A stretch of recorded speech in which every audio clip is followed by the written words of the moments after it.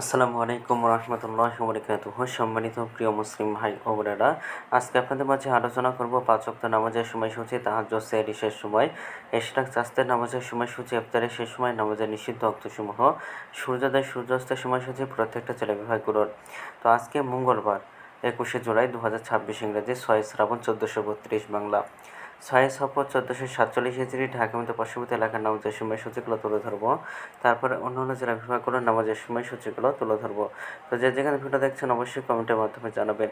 আজকে ঢাকা মতো পার্শ্ববর্তী এলাকার ফজরের নামাজের রক্ত শুরু হবে ৩টা ৪৮ মিনিটে, শেষ হবে ৫টা ২১ মিনিটে। জোহরের নামাজের রক্ত শুরু হবে ১২টা ৮ মিনিটে, শেষ হবে ৪টা ৪২ মিনিটে। আসরের নামাজের রক্ত শুরু হবে ৪টা ৪৩ মিনিটে, আসরের নামাজের রক্ত শেষ হবে ৬টা ৩০ মিনিটে।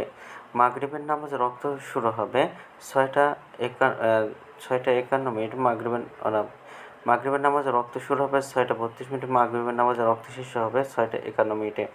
মাগরিবের ঈশার নামাজের রক্ত শুরু হবে ৬টা ৫২ মিনিটে, মাগরিবের ঈশার নামাজের রক্ত শেষ হবে ৬টা ৫৩ মিনিটে।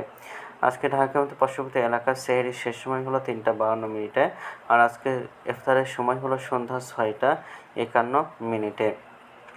আজকে নফল নামাজের উত্তম সময় ইশরাকের রক্ত সকাল ৫টা ৩৬ মিনিট থেকে ৮টা ৪৩ মিনিট পর্যন্ত, চাঁদের রক্ত সকাল ৮টা ৪৪ মিনিট থেকে ১২টা ১ মিনিট পর্যন্ত এবং তাহাজ্জুদ নামাজের রক্ত ১২টা ৫৪ মিনিট থেকে ৩টা ৫৩ মিনিট পর্যন্ত। নামাজের নিষিদ্ধ ওয়াক্ত হলো ৩টার সময়, সকালে ৫টা ২২ থেকে ৫টা ৩৫ মিনিট পর্যন্ত, দুপুরে ১২টা ২ থেকে ১২টা ৭ মিনিট পর্যন্ত এবং সন্ধ্যায় ৬টা ৩১ থেকে ৬টা ৪৭ মিনিট পর্যন্ত। এই ছিল ঢাকা মতো পার্শ্ববর্তী এলাকার নামাজের সময়সূচি। এখন আলোচনা করব বিভাগীয় শহরের জন্য উল্লেখিত সময়ের সঙ্গে।